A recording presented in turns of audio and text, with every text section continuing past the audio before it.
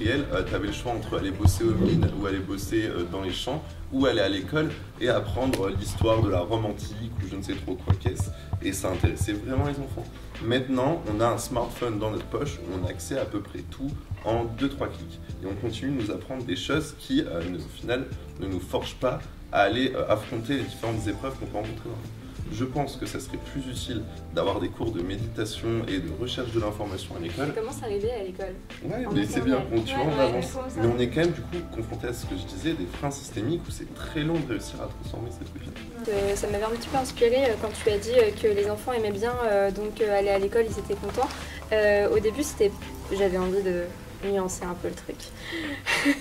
C'était en fait par rapport au fait que les familles n'étaient pas d'accord de base que les enfants aillent à l'école, aussi les patrons, parce que c'était une main d'œuvre qui était vraiment peu chère, donc très rentable. C'est encore très nouveau. Il y a de plus en plus de personnes qui conscientisent énormément le problème de l'obsolescence de l'éducation actuellement, surtout en France. On est quand même la 5e puissance du monde et notre système éducatif est tellement ancien et c'est pas du tout stimulant pour beaucoup de personnes. Combien de personnes ici, quand vous travaillez par exemple pendant 8 heures dans la journée, vous savez plus ce que vous faites de l'information que vous avez eue en cours, vous n'avez pas débattu, vous avez juste été des récepteurs. Et donc je me dis qu'il y a vraiment quelque chose à faire parce qu'on se rend pas compte à quel point on ne trouve pas d'ailleurs comment on fait pour mieux apprendre à chacun, quel profil d'apprenti nous sommes.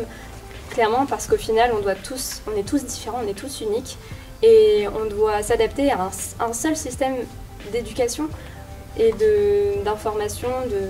Et voilà, donc voilà ce que je pourrais dire, c'est que le changement, c'est maintenant. Souvent, on ne se rend pas compte, mais la non-éducation c'est des personnes ignorantes, et les personnes ignorantes ne se rendent pas compte à quel point elles peuvent être influencées et manipulables à cause de ça.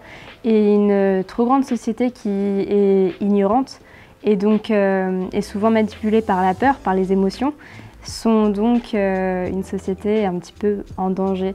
Et une société qui peut être élevée, donc c'est par par l'évolution et surtout l'élévation du niveau d'éducation. Donc c'est pour ça que je trouve que c'est important. Je crois qu'on a tellement intériorisé le fait qu'il fallait tout le temps qu'on soit productif. D'ailleurs, qui ici ne culpabilise pas quand il ne fait rien? Je trouve qu'on est vraiment la génération qui veut être partout, tout le temps connecté, à l'affût de tout. Et au bout d'un moment, c'est pas possible. Et du coup, on dépriorise et on se retrouve des fois à suivre des buzz, à suivre des choses qui n'ont pas grand intérêt. Quand je vois par exemple que ce qui intéresse le plus, ça va être le buzz, comme tu as dit, la télé-réalité, que va y avoir plus d'audience à TPMP que par exemple, je sais pas, le JT.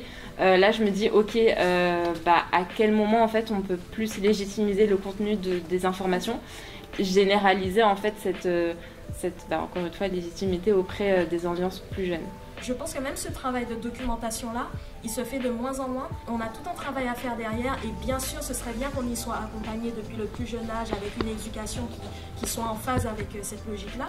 Le mieux, c'est de nous contrôler nous-mêmes, voilà, de nous contrôler nous-mêmes, notre consommation des informations et savoir concrètement où est-ce qu'on veut se positionner face à une information, quelle opinion avoir, se documenter pour aller plus loin. La solution la plus simple, la plus efficace, c'est l'éducation. Si vraiment on prend le problème d'un autre bout et qu'on apprend les jeunes à apprendre par eux-mêmes, qu'on leur apprend à aller chercher l'information, qu'on les informe aussi sur les biais psychologiques qu'ils rencontrent, c'est comme ça au final qu'on peut vraiment influencer sur comment on interagit aujourd'hui avec les médias.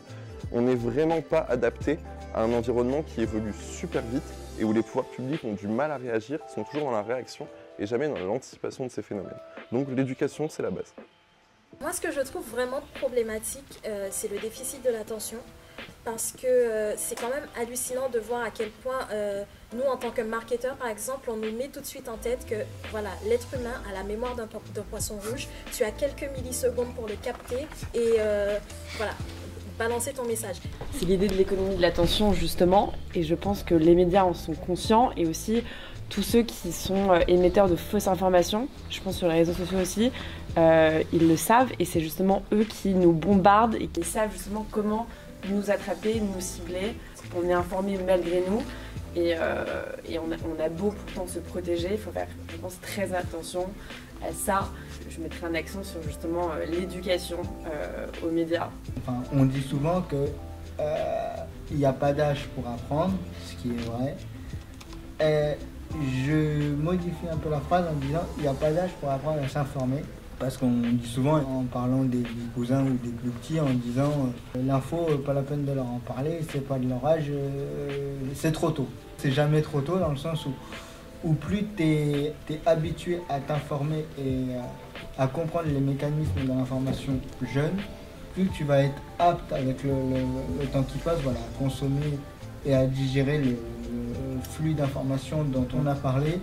C'est stupéfiant parce que finalement, on a des outils incroyables, on est né pratiquement en même temps qu'Internet et on n'a jamais eu de médias aussi puissants et aussi instantanés avec autant d'informations en un seul et même lieu, qu'importe les formats. Et finalement, je me dis qu'on a vraiment de quoi pousser la réflexion, de quoi changer de mentalité, de quoi évoluer, de quoi s'enrichir et apprendre à apprendre. Et au final, on a un système qui nous contraint un peu, donc c'est aussi pour ça que certains peut-être n'arrivent pas à franchir ce cap, mais je pense qu'il y a un gros travail à faire pour qu'on puisse atteindre, je dirais, ce niveau de pleine conscience, notamment vis-à-vis des médias, mais aussi parce que ça va nous servir dans notre vie de tous les jours.